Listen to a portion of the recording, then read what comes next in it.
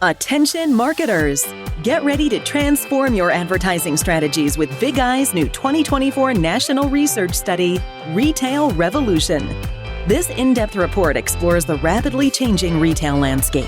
You'll find valuable consumer insights across key areas, including shopping behaviors, direct-to-consumer brands, sustainability, brand collaborations, retail advertising, influencer marketing, and AI. To download your free copy of Big Eye's Retail Revolution, go to bigeyeagency.com/retail-revolution. That's bigeyeagency.com/retail-revolution. Reshaped by technological advancements, new consumer preferences, and global events, Big Eye's Retail Revolution is your guide to the future of retail marketing and advertising. Join the Retail Revolution. Coming up in this episode of In Clear Focus, broadband adoption was about 5 years ahead of streaming adoption. So when you became a broadband-only household, you may go 5 years before you actually become a streaming household. And then once we pass 100 million households 5 years ago that had streaming, now you can have a mass audience. You're listening to In Clear Focus, fresh perspectives on marketing and advertising, produced weekly by Big Eye, a strategy-led full-service creative agency, growing brands for clients globally. Hello, I'm your host, Adrian Tennant, Chief Strategy Officer. Thank you for joining us. The media landscape continually evolves with new technologies and changing consumer behaviors shaping how brands connect with consumers. One of the most significant shifts in recent years is the rise of Convergent TV, which blends traditional linear television with digital streaming platforms. Understanding and leveraging this convergence is critical for advertisers aiming to capture increasingly fragmented viewer attention. Our guest today is an expert on this topic and has been at the forefront of the Convergent TV revolution. Michael Beach is the Chief Executive Officer of Cross-Screen Media, a marketing analytics and software company enabling marketers to plan, activate, and measure video advertising. Before establishing Cross-Screen Media, Michael co-founded Targeted Victory, which became a dominant digital agency in politics with over 800 clients. In 2020, Michael launched Screen Wars Fund, an early-stage venture capital fund focused on the convergent TV industry. Michael is also the founder and editor of State of the Screens, a weekly newsletter focused on video advertising. In addition, Michael has contributed to the Wall Street Journal, the New York Times, CNBC, Bloomberg, and NPR's Planet Money podcast. He's also the author of a new book, Screen Wars: Win the Battle for Attention with Convergent TV. To discuss some of its key ideas, I'm delighted that Michael is joining us today from Washington, D.C. Michael, welcome to In Clear Focus. Oh, thanks for having me. Well, first of all, for anyone unfamiliar with the term, can you define what Convergent TV is? Yeah, it's a great question. And in the use case of the book, we really focus just on any video that appears actually on a television screen. Obviously, there's a wider kind of arena of video that is competing for attention, and that's probably part of a broader story we'll tell. But in the book, we really focused on linear TV and streaming TV as the two areas, because we look at those as being a substitute in direct competition for attention, as opposed to something like short form video that maybe is adding time to overall media diet, but it's not necessarily taking away from what we call television. You've been in this space as long as anybody. I'm curious, Michael, what led you to focus on Convergent TV? Really, it started probably more than a dozen years ago when I co-founded an ad agency in the Washington, D.C. market that was focused on political and public affairs. And we were a digital native agency. And a lot of times a political organization would hire, a linear buyer, and then they would hire a digital buyer. And then there would be this kind of zero-sum argument for resources. And so we explored a lot to where, initially we just started to make an argument for why digital is better, but not necessarily understanding linear TV, the reach and the frequency and all the things that make it unique. And so we really went to school on offering all of those as one thing together. And this is 2013, 2014, so a long time ago, and learned a lot in that process about what the trade-offs are and where and how people make decisions. I started Cross Screen Media in 2017 and went to the kind of the wider local advertising ecosystem. And they had the exact same problem where they couldn't figure out the mix between the two. And because 1 minute, if you're selling, a car to truck and tenders, it's one audience. If you're trying to fill a movie theater, it's another, or a restaurant. And I think that's where the light bulb went off for us, that this one area is going to be a $100 billion market when you combine streaming TV advertising and linear TV advertising. And nobody's really getting it right because they're kind of starting from wherever they're most comfortable. As you mentioned, you founded Cross Screen Media in 2017. You're its CEO. What services do you offer and what types of clients do you typically work with? We work through ad agencies and we have some media seller customers, but our bread and butter are local ad agencies who either are heavy on linear TV today or heavy on streaming, but want to offer both. And the idea for there to be convergence, like the consumer is converging, right? Like they are going from being 100% linear a decade or so ago to eventually there will be 100% streaming in terms of how they consume video. But right now we're in this messy middle period and the brand advertiser really just wants a solution to the problem, right? They want to get their ad in front of their targeted consumer. And that leads to our customer, who is the ad agency. They may be really strong in linear TV, but they don't understand streaming, but they want to package it together. So they'll use our media planning software. So it's three components. There's planning, there's activation, so the ability to actually buy streaming TV advertising. And then there's the measurement component of it for measuring linear and streaming TV together at the local level. And then we also have some digital native agencies, which is kind of where we came from, that want to either offer linear TV advertising or at least communicate to their customers, okay, well, we know we went up on TV and ran an ad during Sunday Night Football. Here's how we're going to supplement it with streaming because of the people we missed. And that's our bread and butter. For over 7 years, you've been publishing a weekly newsletter focused on video advertising called State of the Screens. It's one of my go-to resources for industry statistics, and I'm sure for many other people as well. Michael, what prompted you to write a book? Yeah, so we're at just over 375 editions of the newsletter now, and we're probably just passing 250. So I've written it every week for 7 years, and the newsletter was amazing because it allowed us to get our message out every week and in a rapidly changing environment. So new data would come out.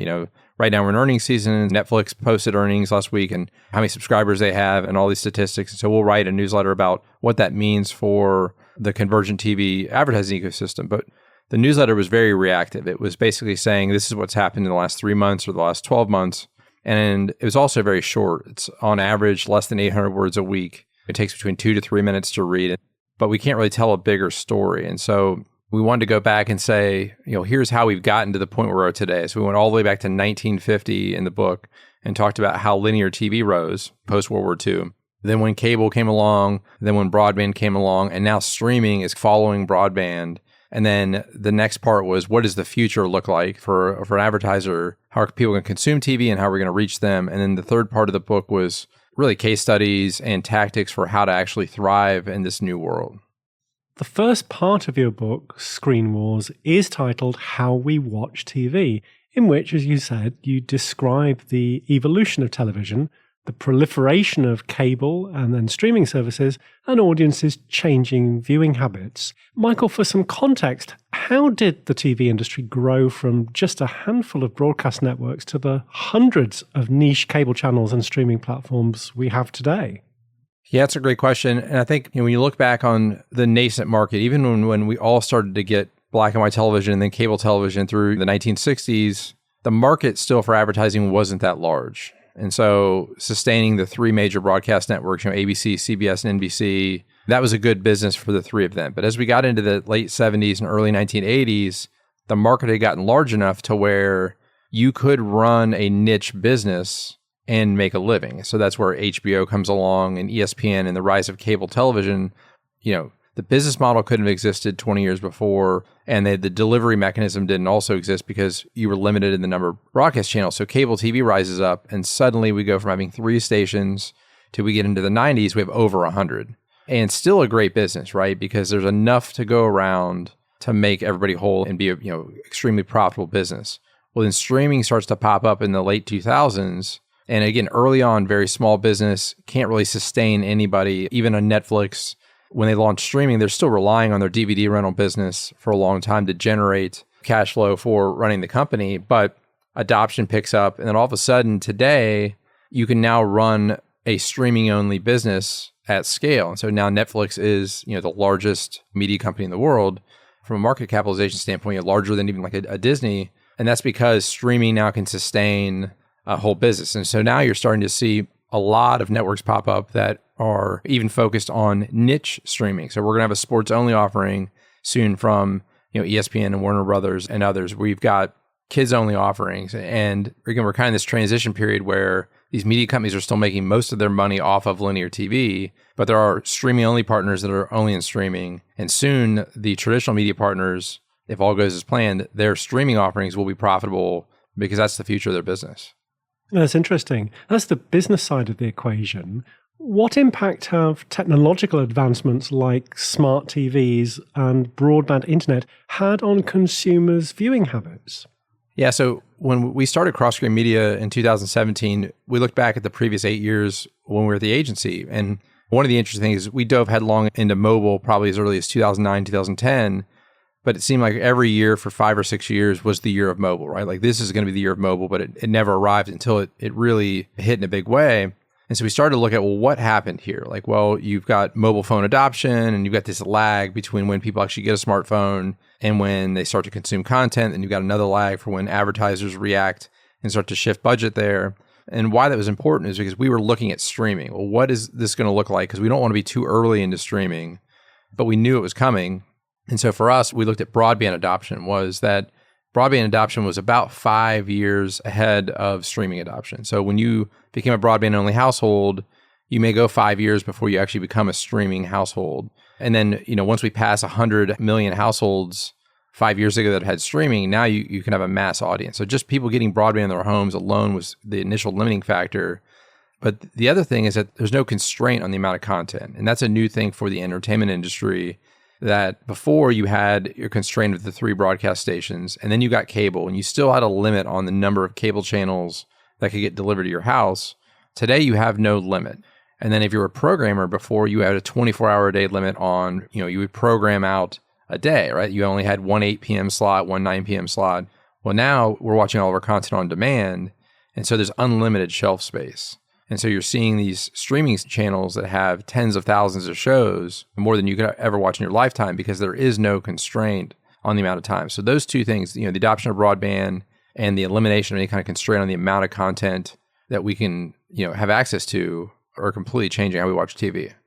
Many years ago, I worked for the Discovery Channel. And of course, around this time of year, every year, it's Shark Week. And that was really an event. Fast forward to today, it's still an event, but somebody who's really interested in sharks can pretty much watch sharks 24/7 if they want to.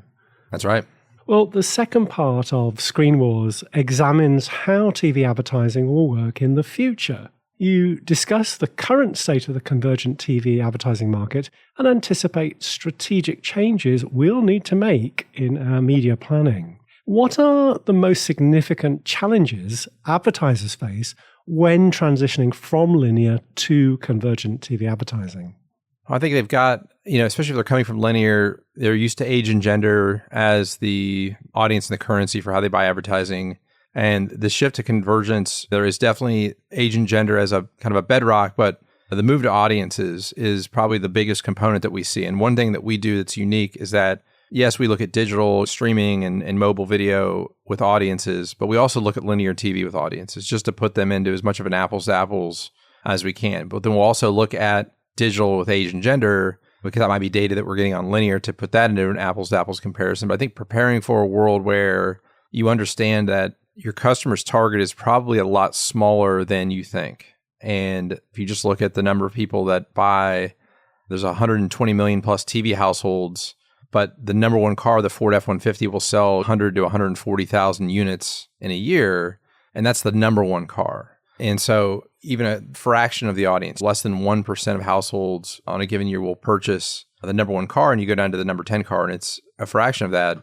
That's one thing we learned in politics when we started to look at who are the people that are likely to vote in an election, that live in a battleground state, that are a swing voter. We found that it was about 3 to 10% of adults fell into that audience in any given media market. So why were we optimizing a plan for everyone who's 35 plus or 55 plus or 18 to 49 when we really just wanted to focus on those people? And both with how we bought linear television and how we bought streaming, that's the first hurdle. And then I think it's really just having a long-term plan, because you don't become what we call cross-screen overnight. And so one of our frameworks is called the 3 phases of becoming cross-screen.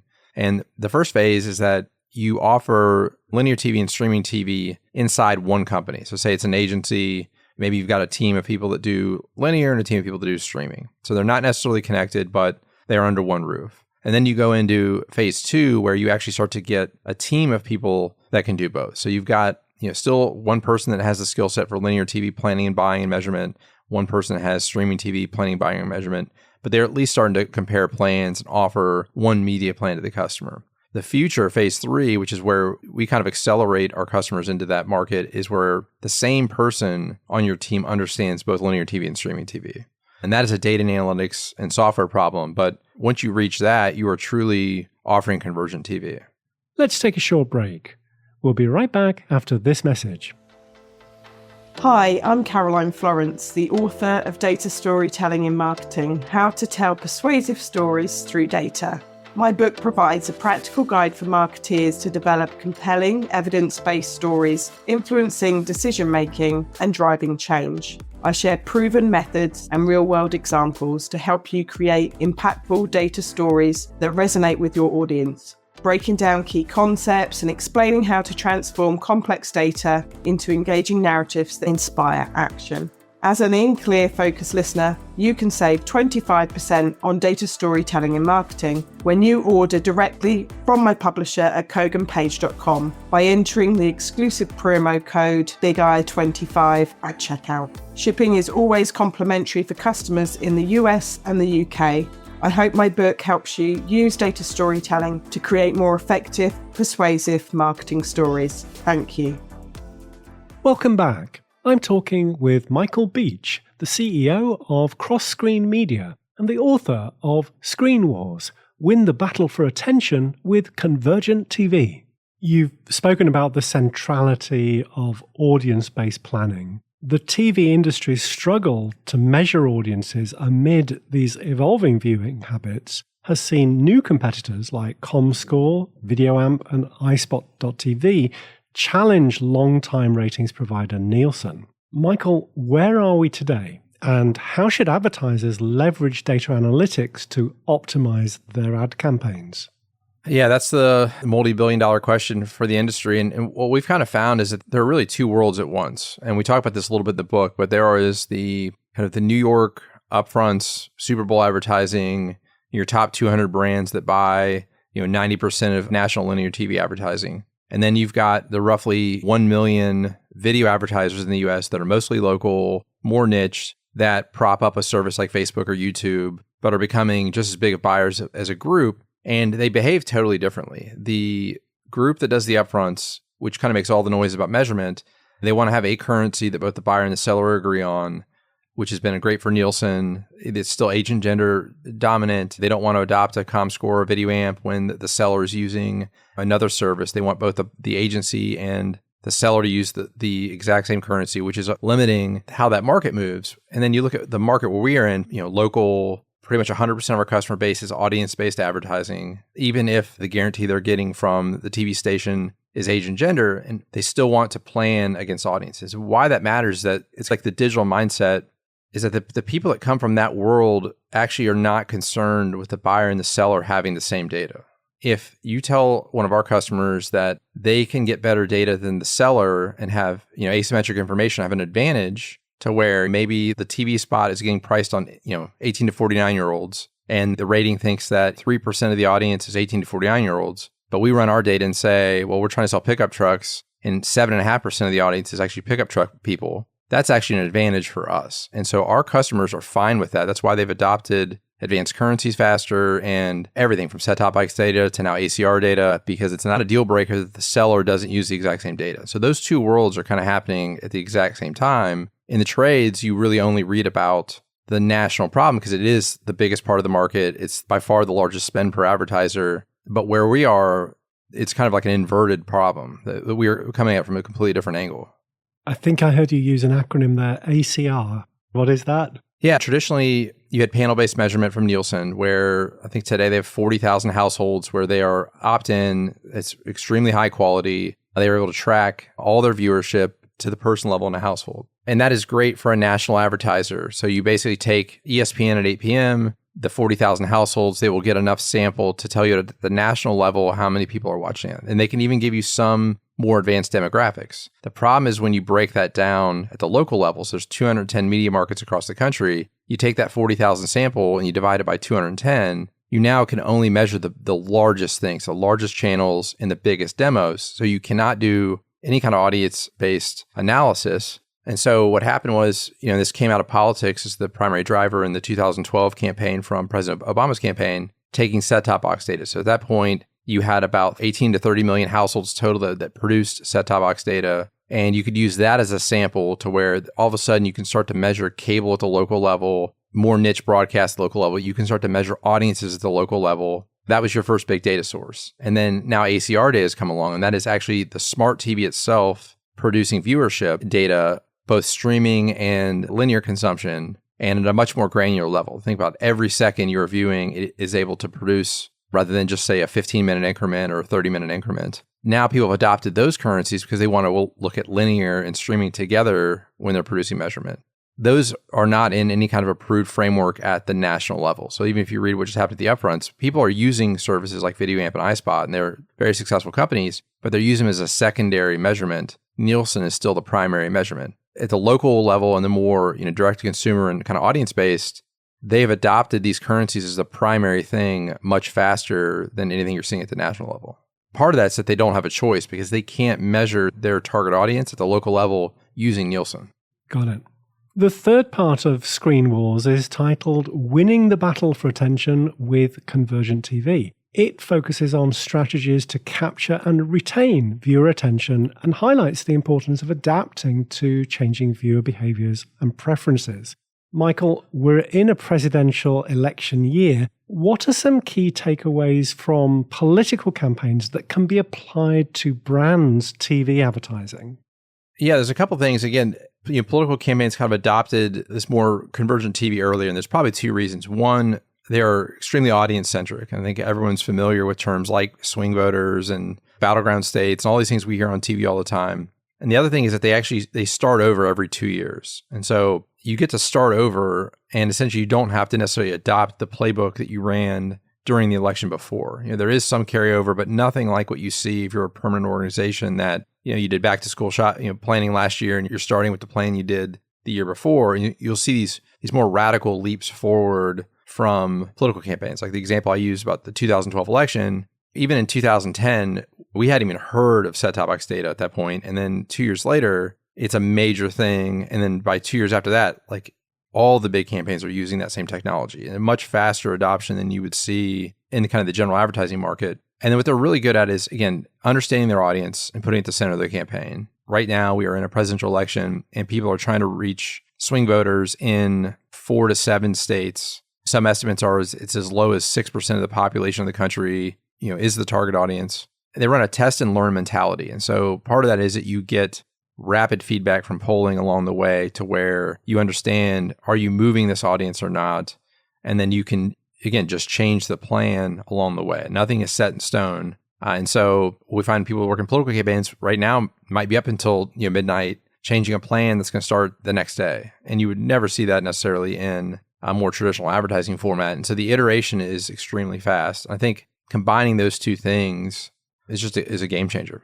How can planners at smaller independent agencies maximize the reach and frequency of campaigns across convergent TV platforms? Yeah, it's a great opportunity. I mean, for small brands and small agencies alike, it's a huge opportunity because you still have a mispricing of the market today. Because even though a lot of the buzz is about streaming and 80% of what we write about in our newsletter is about streaming, if you look at it from an audience-based perspective, it's still relatively underpriced. And that is probably the most contentious thing that we talk about whenever we get on panels, is that we just think streaming is dramatically underpriced. And that's really because, again, when you figure out who your target audience is, and you price it against a linear spot, and you realize, well, I ran to 100 people, but only 6 of them were my target. I mean, 94 of those people was not my target. That, $10 CPM now is over $120 eCPM. And if you look at streaming, where maybe you paid $40 or $50 for a CPM, what you thought was way overpriced, but they got it closer to 50% of the people with the target, all of a sudden the inventory looks completely different. And one thing for us is when we look at all of our media, social video, mobile video, in our planning environment, when a new customer onboards, the most expensive thing they're buying almost every single time is Facebook and Instagram. And so it's, even though it's highly targeted, it has a really high eCPM when you factor in any kind of attention. And they're a lot of times paying more for that than they are for a linear TV ad to reach the right person. But they don't really ever see that. And so that mispricing in the market is actually an opportunity where we will see smaller brands actually go after that inventory first, rather than trying to fight for the most commonly bought program, trying to go to the NFL football or news. They may find the underpriced assets and build reach that way. You earlier characterized this moment in time as kind of the messy middle. Linear TV and streaming services are coexisting. When do we reach a tipping point? When do we move to streaming services being majority? Yeah, that's a great question. For us, the NFL media deal that goes into, I believe, 2032 right now is, when we talk about a decade out, there's going to be significant linear TV advertising just because of that, because of how much of the audience is sports today versus 10 years ago. And that's still the most profitable way, to pay for these sports rights deals. After that, it's anyone's guess. You've just seen the NBA right now is closing off a media deal that's more streaming than it was the last time, but still significant coverage on linear. So as long as there's sports that's on linear, it will be in the plan until the end there. It's all the other programming. Basically, scripted programming has gone almost entirely streaming. It's virtually 100% on demand now. If it's on linear, it's through on demand, and then streaming's taken over. News has not really found a home yet on streaming, and that is probably, from a society standpoint, one of the biggest areas that kind of needs to get fixed, because the business model to run news on linear only is starting to collapse because they can't. They're losing subscribers on pay TV, they're losing advertisers, but they haven't yet found a way to deliver that 24-hour news through streaming in a profitable way. And then sports is still able to make tons of money through linear today. They haven't had to figure out streaming yet. They're able to move at a little slower pace, but scripted content has gone basically all streaming. And we think news is going the same direction, but they just have not figured out how to make money from it yet. That's interesting. Well, we've talked about technological innovations driving the market in some respects. Do you foresee artificial intelligence and machine learning impacting TV advertising strategies in the future? Absolutely. I think that, even you look at our planning software, it runs a number of simulations at the same time to produce a plan. So it's more kind of machine learning than artificial intelligence. But why that is important is that there are a huge number of combinations of a media plan that could deliver a similar result. And if you think about these more advanced AI models that could do that in even more granularity faster, we see that being, a huge area for improvement. But it's moving away from having, again, that spreadsheet where I'm going to buy ESPN and I'm going to buy CNN and Fox News and the Golf Channel and CNBC, and then I'm going to go over and buy these specific programs. When you actually let the algorithms work, they pull in a lot of combinations of things that are counterintuitive, but are potentially underpriced inventory that has unique reach in the market. And I think that artificial intelligence could do that on steroids. It's a fascinating prospect. The book's been out for a few weeks now. What's the reaction to it been? It's been really positive. For me, even though I've written the newsletter so many times, putting a book out there is a pretty big, try to make a coherent argument in 100 plus pages. And I think I've gotten great feedback. I was overwhelmed with gratitude for the launch team. I think the number of people that proactively offered to help and helped drive it to be number one on Amazon, I can't really explain how positive experience that was. The day the publisher took the draft away from me and said, we've got to go with it, was also the second best day of the whole process, because I would have modified that thing forever. It's very different from writing a newsletter where it has a natural expiration date. Whereas a book is a little bit different. Yeah, and hopefully, we wrote it in years, or in decades really, and hopefully it's got a little bit of staying power. And I think initially when I wrote it, we were going overall attention for video. We were touching on social and we were touching on the metaverse and all these things that are competing for our time. And that was just kind of an unmanageable thing. Like that was going to be a 300-page book. And we cut it down and said, we're just going to focus on TV, which I'm extremely glad we did. And, no one has really said, well, I wish there was more about mobile, even though I think that's a big missing piece. When we were an agency, we were responsible for everything, right? So like we had to think about social video and mobile and all these things, but that's for a later date. Well, I look forward to seeing what book you write next, Michael. Yeah, absolutely. Thank you. If listeners want to learn more about your new book, Screen Wars, or about your work at Cross Screen Media, what's the best way to contact you? Yeah, 3 websites. The first on the book would be screenwars.com, and that's got get a hold of me as the author, all the information about the book. We've got resources where you can download. There's 57 charts in the book. We've got full color versions that you can download as one file from our site. And then my personal site's michaelbeach.com that has a link to podcast and newsletter and bio about me. And then my day job at Cross Screen Media is at crossscreen.media. And we'll include the links to those in the transcript for this episode. Michael, thank you very much for being our guest on In Clear Focus. I'm grateful for your time. Thank you. Thanks again to my guest this week, Michael Beach, the author of Screen Wars, Win the Battle for Attention with Convergent TV. As always, you'll find a complete transcript of our conversation with timestamps and links to the resources we discussed on the In Clear Focus page at bigeyeagency.com. Just select Insights from the menu. Thank you for listening to In Clear Focus, produced by Big Eye. I've been your host, Adrian Tennant. Until next week, goodbye.